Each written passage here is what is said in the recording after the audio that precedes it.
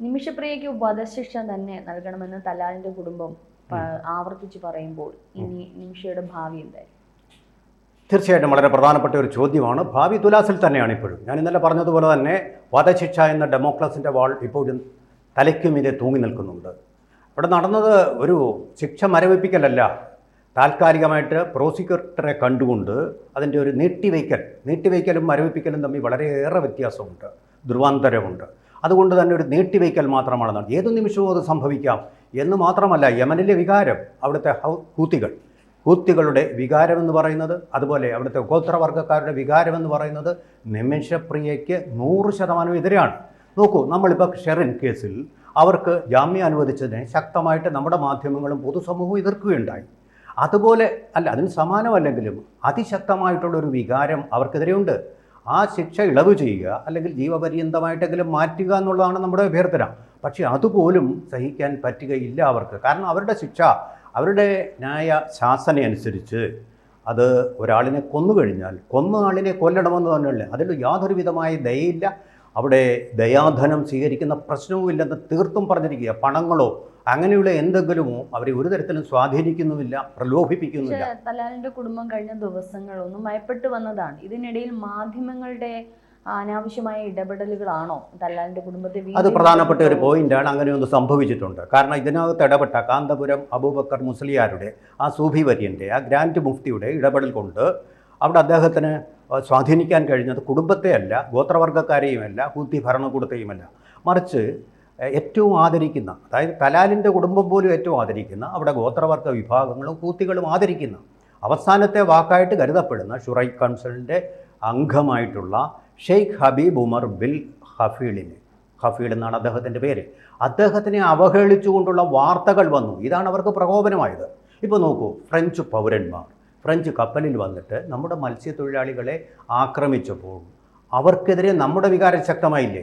കാരണം ഒരു വിദേശ പൗരൻ അല്ലെങ്കിൽ വിദേശ പൗരന്മാരുടെ ഒരു സംഘം ചേർന്നിട്ട് നമ്മുടെ മത്സ്യത്തൊഴിലാളികളെ, നമ്മുടെ പ്രിയപ്പെട്ട മത്സ്യത്തൊഴിലാളികളെ ആക്രമിച്ചു എന്ന് പറയുമ്പോൾ നമ്മുടെ ഒരു മനസ്സതിന് സമ്മതിക്കുകയില്ല. അവർക്ക് ശിക്ഷ നൽകണം. എന്നിട്ട് കോടതി എന്താണ് പറയുന്നത്? അവരുടെ കപ്പലിൻ്റെ സുരക്ഷ നോക്കിക്കൊണ്ട് അവർ തങ്ങളുടെ അടുത്തേക്ക് വന്ന ഈ മത്സ്യത്തൊഴിലാളികളെ വെടിവെച്ചു. അത് സുരക്ഷ അവരെ ഏൽപ്പിച്ചിരിക്കുന്ന ദൗത്യമാണ്, അതൊരു തെറ്റുമില്ല എന്നാണ് പറഞ്ഞത്. നോക്കൂ, അതാണ് അപ്പോൾ അതിൻ്റെ കോടതിയുടെ വിധി, അതിൻ്റെ നീതി അതാണ്. എന്ന് പറഞ്ഞ പോലെ നിമിഷപ്രിയ 2 വിചാരണ കഴിഞ്ഞതാണ്. ആ വിചാരണയ്ക്കൊടുവിൽ ട്രയലിലല്ല ഇവർ സമ്മതിച്ചു വധശിക്ഷ ഇവർ നടത്തിയതാണെന്ന്. നമ്മളുടെ ഒരു വേർഷൻ എന്ന് പറയുന്നത് മയക്കാനുള്ള മരുന്ന് കൊടുത്തു എന്നാണ് പറയുന്നത്.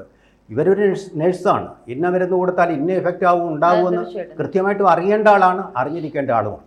എന്നു മാത്രമല്ല, മറ്റൊരു പ്രശ്നം കൂടിയുള്ളത്, യമനീസ് പൗരനായ ഒരാളും കൂടി ഉണ്ട് ഈ വധശിക്ഷയുടെ കേസിൽ. ഇവർ 1-ാം പ്രതിയാണെങ്കിൽ അദ്ദേഹം യമൻ പൗരൻ 2-ാം പ്രതിയാണ്. അപ്പോൾ ഇവർക്ക് ഇളവ് കൊടുക്കുകയാണെങ്കിൽ അയാൾക്ക് ഇളവ് കൊടുക്കേണ്ടി വരും. ഇസ്ലാമിക നിയമപ്രകാരം, അവരുടെ ശരിയ നിയമപ്രകാരം ഈ കാര്യത്തിൽ അള്ളാഹു പറഞ്ഞിട്ടുള്ളതാണ് അന്ത്യമായിട്ടുള്ള വാക്കുകൾ, ഖുർആൻ പറഞ്ഞിട്ടുള്ളതാണ് അന്തിമമായിട്ടുള്ള വാക്കുകൾ. അതുകൊണ്ട് തന്നെ മറ്റു മനുഷ്യർ, ഈ പ്രധാനപ്പെട്ട സൂഫി ഗുരുവര്യനായിട്ടുള്ള ഷെയ്ഖ് ഹബീബ് ഉമർ ബിൻ ഹഫീൽ പറഞ്ഞാൽ പോലും അവർക്ക് കേൾക്കേണ്ട കാര്യമില്ല. കിതാബ് അനുസരിച്ചിട്ടുകൊണ്ട് തന്നെയാണ് അവരുടെ നിയമം, അവരുടെ രീതിശാസ്ത്രം ഇത് തന്നെയാണ്. അവിടെ ഭരിക്കുന്ന ഒരു വിമത ഗവൺമെൻറ്റാണ്. അപ്പോൾ അത് തീർച്ചയായിട്ടും ആ ഗവൺമെൻറ്റിന് മേൽ സമ്മർദ്ദമുണ്ട്, അത് നടപ്പാക്കാൻ വേണ്ടിയിട്ടുള്ള സമ്മർദ്ദം. നമ്മളുടെ ഈ നാട്ടിലുള്ള നമ്മളുടെ നിമിഷപ്രിയയെ സ്നേഹിക്കുന്ന ആൾക്കാരുടെ സമ്മർദ്ദം എത്രമാത്രം ഇവിടെ ഉണ്ടോ അതിനേക്കാൾ വലിയ സമ്മർദ്ദം അവിടെ ഉണ്ട്. നിമിഷയോടുള്ള ഈ സ്നേഹം തന്നെയല്ലേ ഇപ്പൊ നിമിഷയ്ക്ക് തന്നെ പാരയായിട്ട് വന്നിരിക്കുന്നത്. കാരണം നിമിഷയെ അനുകൂലിച്ചുകൊണ്ട് വരുമ്പോൾ തീർച്ചയായിട്ടും അവരെ കൂടുതൽ പ്രകോപിപ്പിക്കുകയല്ലേ ചെയ്യുന്നത്. നിമിഷ ചെയ്ത് തെറ്റ് തന്നെയാണ്, അതിനെ തെറ്റിനെ നമുക്ക് ആർക്കും ന്യായീകരിക്കാൻ പറ്റില്ല. പക്ഷേ തിരികെ നമ്മളുടെ ഒരു മലയാളി അല്ലെങ്കിൽ നമ്മുടെ രാജ്യത്തിൻ്റെ ഒരു പൗര എന്നുള്ള നിലയിൽ നമുക്ക് തിരിച്ചു കൊണ്ടുവരേണ്ടുന്ന ഒരു ബാധ്യതയുണ്ട്. അവരെ കാത്തിരിക്കുന്ന കുട്ടികളുണ്ട്, ഫാമിലിയുണ്ട്, ഇതൊക്കെ. പക്ഷെ തിരികെ ചോദിക്കുന്ന, ഇപ്പോൾ നമ്മൾ സോഷ്യൽ മീഡിയ എടുത്താൽ തന്നെ തിരികെ ചോദിക്കുന്ന ഒരു ചോദ്യമുണ്ട്, എത്രയോ പേര് ഇത്തരത്തിൽ കൊലപാതകം ചെയ്യുന്നു, അവരെ ആരെയും രക്ഷിക്കാരും മുന്നിട്ടിറങ്ങും. നമ്മുടെ ഇന്ത്യയിൽ തന്നെ, നമ്മുടെ ജയിലുകളിൽ തന്നെ അത്തരത്തിലുള്ളവരുണ്ട്. അപ്പോൾ നിമിഷപ്രിയ ഈ അനുകൂലിക്കുന്നത് തന്നെയല്ലേ കൂടുതൽ അവരെ പ്രകോപിപ്പിക്കുന്നത്. അതുമാത്രമല്ല, ഉത്തരവാദിത്തമില്ലാത്ത സോഷ്യൽ മീഡിയ വാർത്തകൾ, മാധ്യമങ്ങളിലെ വാർത്തകൾ വലിയൊരു ഹൈപ്പാക്കിക്കൊണ്ട് വധശിക്ഷ നീട്ടിവെച്ചപ്പോൾ അവർ ഒരു ദിവസത്തേക്ക് ഉദയസൂര്യനെ കാണാനുള്ള ഒരു അനുവാദം മാത്രമേ കിട്ടിയിട്ടുള്ളൂ. ഏത് നിമിഷവും ഇത് സംഭവിക്കുക, അതിന് യാതൊരു തടസ്സവുമില്ല. അതൊന്നും നീട്ടിക്കിട്ടിയത് തന്നെ വലിയ വിജയമാക്കിയപ്പോൾ അതെന്നേക്കുമായിട്ട് ഈ വധശിക്ഷയിൽ നിന്ന് ഒഴിവായി എന്നുള്ള തരത്തിൽ ഉള്ള വാർത്തകളാണ് പ്രചരിച്ചത്. അതല്ല എന്ന് മനസ്സിലാക്കി കഴിഞ്ഞപ്പോൾ ഇവർ പോയതുകൊണ്ട് ഒരു ഗുണമില്ല എന്ന തരത്തിലുള്ള വാർത്തകൾ വന്നു. അത് യമനീസ് പൗരന്മാർ കാണുന്നത് നമ്മുടെ കണ്ണുകളിലൂടെയല്ല, അവരുടെ കണ്ണുകളിലൂടെയാണ് കേൾക്കുന്നതും. അവർ ഈ ഷെയ്ഖ് ഹബീബ് ഉമർ ബിൻ ഹഫീൽ ശ്രമിച്ചിട്ടും യാതൊരു പരിഹാരവും ഉണ്ടായില്ല എന്ന തരത്തിലുള്ള വാർത്തകൾ വന്നപ്പോൾ അവരെ കൂടുതൽ പ്രകോപിതരായി തീർന്നു. ഈ കുടുംബം ഏറ്റവും അധികം ബഹുമാനിക്കുന്നത് യമനിലെ പൗരന്മാരും എനിക്കറിയാവുന്നിടത്തോളം ഗോത്രങ്ങളും അതുപോലെ തന്നെ ഹൂത്തികളും ഏറ്റവും അധികം ബഹുമാനിക്കുന്ന ഒരു സൂഫി വര്യനാണ്. സൂഫി വര്യന്മാരെന്ന് പറഞ്ഞാൽ സന്യാസികൾ തന്നെ, ഹിന്ദു മതത്തിലെ സന്യാസികൾക്ക് തുല്യമായിട്ടുള്ള ആൾക്കാരാണ്. വളരെയധികം തീവ്രവാദികളൊന്നും അല്ല അവർ. അപ്പോൾ അദ്ദേഹത്തെ പോലും അവഹേളിച്ച് വാർത്ത വന്നപ്പോൾ അവരെ വൂണ്ട് ചെയ്തു, അവരെ ഹേർട്ട് ചെയ്തു, അവർക്ക് മുറിവേറ്റു. അതുകൊണ്ട് എന്തായാലും ഇതങ്ങ് നടപ്പാക്കുക എന്നുള്ളത് തന്നെയാണ്. ഇതിനൊരു തടസ്സമായി നിൽക്കാവുന്നത് ഒരു പക്ഷേ ഇന്ത്യയുമായിട്ടുള്ള നയതന്ത്ര ബന്ധമാണ്. പക്ഷേ അങ്ങനെ ഒരു നയതന്ത്ര ബലമില്ല. അപ്പോൾ തേർഡ് ലെവൽ നയതന്ത്രം എന്ന് പറഞ്ഞു, തേർഡ് ലെവൽ ഡിപ്ലോമസി എന്ന് പറഞ്ഞൊന്നുണ്ട്. അതാണിപ്പോൾ നടന്നത്. കാന്തപുരത്തിൻ്റെ ഒക്കെ നേതൃത്വത്തിലുള്ള ചർച്ച. ആ ചർച്ചയെ പോലും പൊളിക്കുകയും അവിടെ കുടുംബത്തിനുണ്ടായ സന്മനസ്സിനെ ഇല്ലാതാക്കുകയും ചെയ്യുന്ന തരത്തിലുള്ള വാർത്തകളാണ് പ്രചരിപ്പിച്ചത്. അതാണ് അസ്ഥാനത്ത് വാർത്തകൾ ഹൈപ്പ് ചെയ്തും അത് അത്യുക്തികളോടുകൂടി അവതരിപ്പിക്കുകയും ചെയ്യുന്നത് ഉണ്ടാവുന്ന മാധ്യമങ്ങൾ അവയുടെ ഉത്തരവാദിത്തം നിർവഹിക്കാതിരിക്കുന്നതുകൊണ്ട് ഉണ്ടായിട്ടുള്ള ഒരു പ്രശ്നം.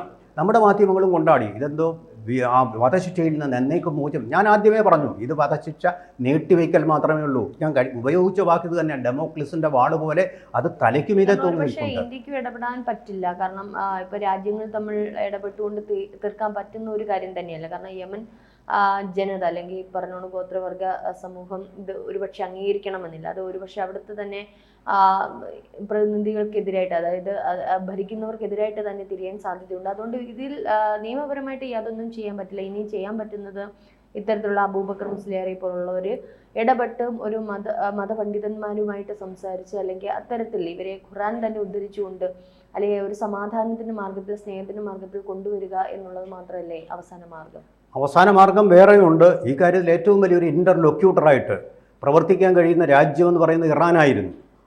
ആ സമയം നോക്കി അമേരിക്കയുടെ ട്രംപ് ബങ്കർ ബസ്റ്റർ ബോംബുകൾ വെച്ചുകൊണ്ട് ആ രാജ്യത്തെ വളരെയധികം പ്രകോപിപ്പിച്ചു.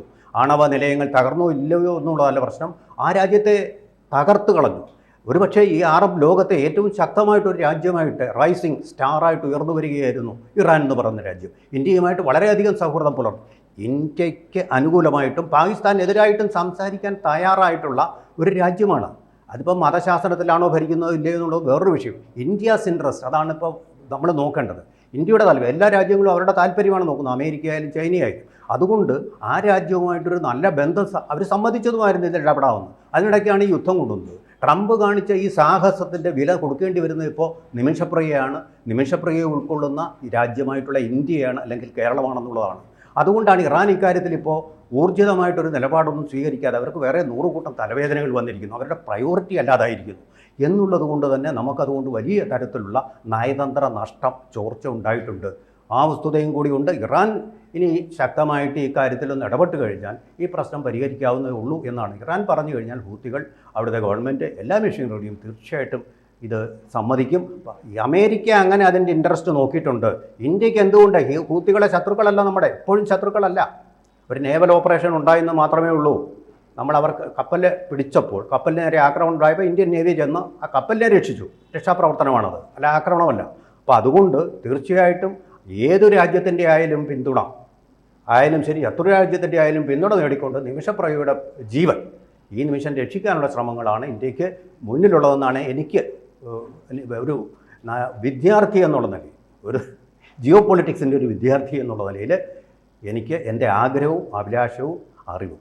കൂടുതൽ വാർത്തകളും വിശേഷങ്ങളും നിങ്ങളിലേക്ക് എത്താൻ ABC മലയാളം സബ്സ്ക്രൈബ് ചെയ്യുക, ബെൽ ബട്ടണും അമർത്തുക.